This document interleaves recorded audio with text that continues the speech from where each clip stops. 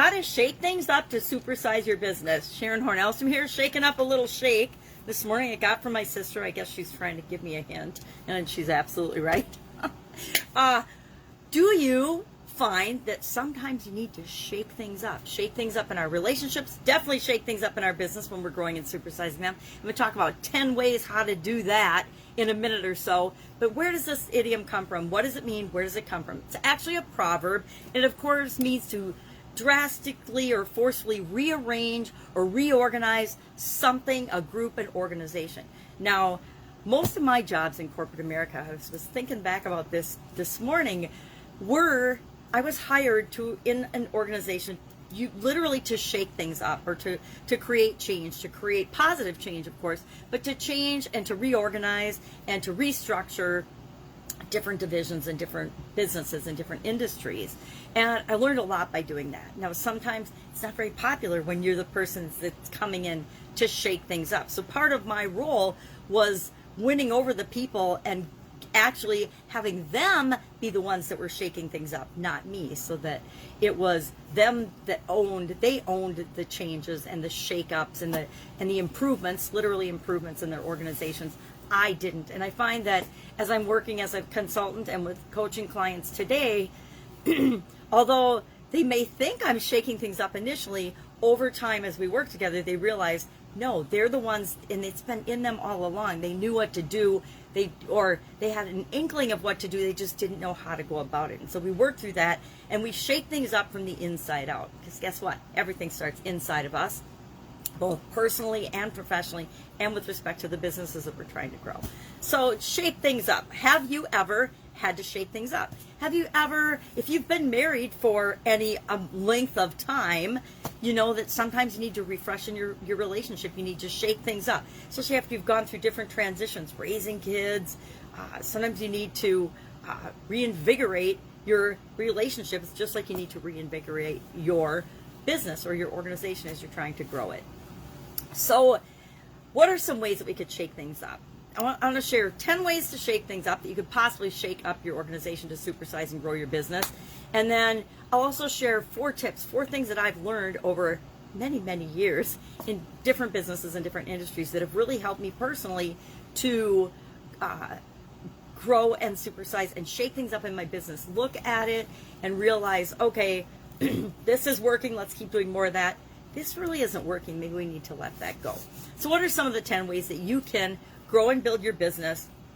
And some of these you might consider shaking things up. Some of these I've done, and in my experience, they have really shaken things up, both in a positive and a negative way. People really act and respond to change differently. And so what is good for one person might be bad to another person, and that causes shakeups in and of itself. Number 1 on the list is to update your technology.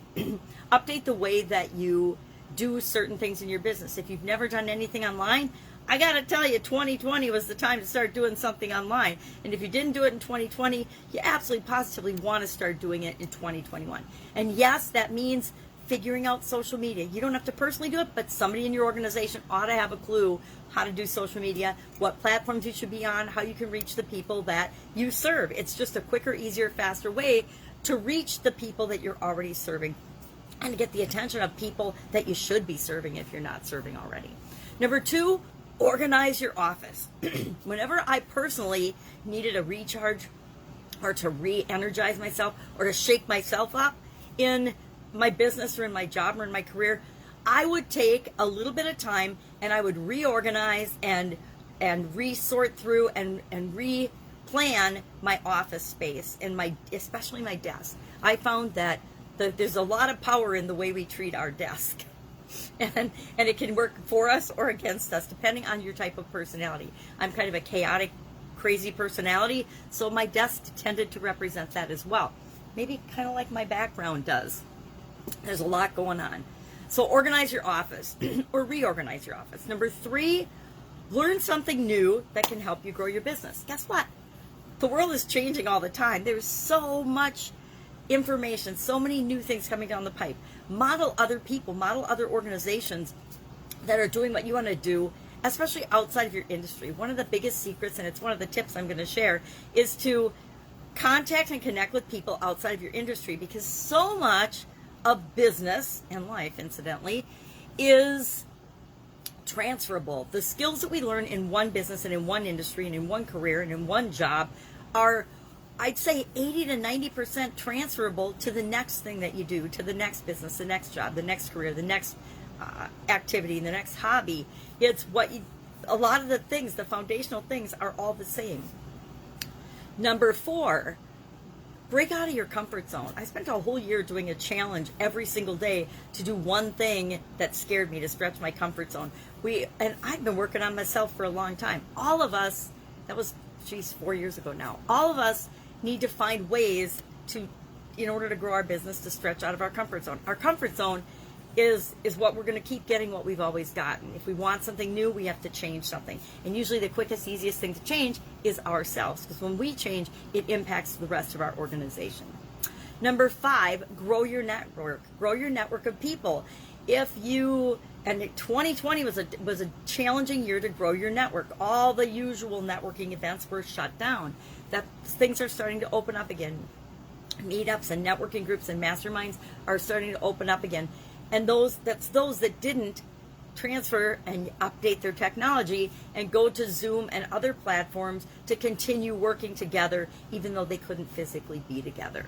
Number 6, expand your horizons. I often say, and my friend Abel Beckford will echo this, readers are leaders. You have to read. You have to know what's going on around the world, in your industry, outside of your industry. You have to personally grow and develop in order for your business to personally grow and develop and supersize. So expand your horizons. Reading is a great way to do that.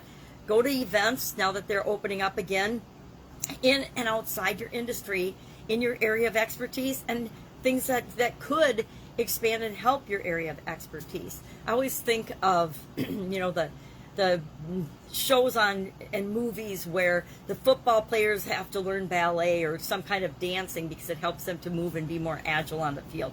So they have to learn from some girls or something, and that's always such a big trauma for them in the movies. Number 7, become an influencer. Become somebody who other people listen to and want to follow in your area of expertise, in your business, in your industry. It's not as hard as you think. Just speak up, share your wisdom, share your information, share your learnings, the things that you've learned and done, share your stories. That's what people want to hear, and that will help you to become an influencer. We could spend a whole day talking about how to become an influencer. Number 8, delegate. Delegate things that you don't need to be doing, so you have the time and energy to spend on things like this list of 10 things to grow and supersize your business. I was one of those business owners that definitely fell into the trap of working in my business instead of on my business, and it was constantly reminding and pulling myself out by my bootstraps to say, no, we hire people for this, you do this. And for some of us, that are hands-on, it's a continual cycle of reminding ourselves, delegate the things that need to be done, but you don't have to personally do them. Number 9, practice self-care. This kind of ties into if you want to become an influencer and, organize your office, all of these things work together, but you have to take care of yourself. If you're not sleeping, if you're not eating right, if you're not taking care of yourself, what can happen? You can have a sudden cardiac arrest and die. How do I know? I did that. Tried that 10 years ago. Worked out okay for me because I massively changed my lifestyle, but I wouldn't recommend it for anyone else. Learn ahead of time, practice self-care, realize that there are 7 areas of our life that we need to not balance. I think balance is absolute BS, but that you have to at least pay a little bit of attention to each of those areas and aspects of your being and your life in order to grow and supersize your business. And finally, number 10, and it's shocking to me how many small business owners don't do this, but big business owners do. And I think that there's not a coincidence there. And that is to review your business finances, to review your financial situation, look at your assets and your liabilities, do a SWOT analysis once a year, strengths, weaknesses, opportunities, and threats, and that includes looking at your finances. And that will clearly show you where your opportunities lie, where your weaknesses are, and things that you either have to delegate, shore up, ignore because they're just not important, or do something about. So review your finances and, do them monthly. It's not that hard. Nowadays with technology, there's apps even, but the software is so good, or you can get online services and you can outsource the day-to-day accounting so that the numbers come into you. Have key metrics that you're looking at in order to grow and supersize your business. And again, if you're not looking at those monthly, and again, they're just a snapshot of the past, but over time they give you an indicator of whether you're going in the right direction or not. You got to look at your finances. So what are these quick tips to shake up your business and shake things up? Number one, survey your clients and your customers. Have constant conversations with your clients and customers. You are never, as the owner of your organization, too far removed to know what's going on and what's important with your customers and your clients. Survey them, ask them. Number two, give employees time to innovate and create. Remember, if you need time to innovate and create and do your best work, so do the people that are on your team and work for you. Number three, take time off. And I will admit that through at least the quarter century in corporate America and through the early stages of any business that I'm growing and developing, I am horrible about taking time off. So it's one of those do as I say, not as I do things. I still have a couple of those in my life. But take time off. We need time, and we actually need some time every day to reflect and think and be grateful for what's working, and then give ourselves and ask ourselves the questions to make the things that aren't working, to give us an opportunity to see the solutions that are usually right in front of our face, but we're so busy running through our life, we're not paying attention to them, or we're just not even seeing them. And finally, this is one of my favorites, and I think it's kind of one of my secrets to what's really helped me in my career and in my life, and that is to connect with people in different industries. Actually, if you're brave, work in different industries, tip your toe into different industries, try different industries, learn about different industries, and see how that doesn't absolutely supercharge and supersize your business. It's incredible the idea you can get that you don't think is related at all to your business, and you're like, okay, well, how might that work in my business? You implement that, and that becomes like the number one thing that supercharges and supersizes your business. All right, that's it for today. Shake things up today. I'd love to know your experience with this particular idiom. Share in the comments below. Otherwise, I will be with you tomorrow with another interesting idiom about changes and challenges to coincide with the 30-day Get Up and Go challenge. And have an awesome day. Go shake things up. Go do one of those 10 things, or just have an awesome day. Bye.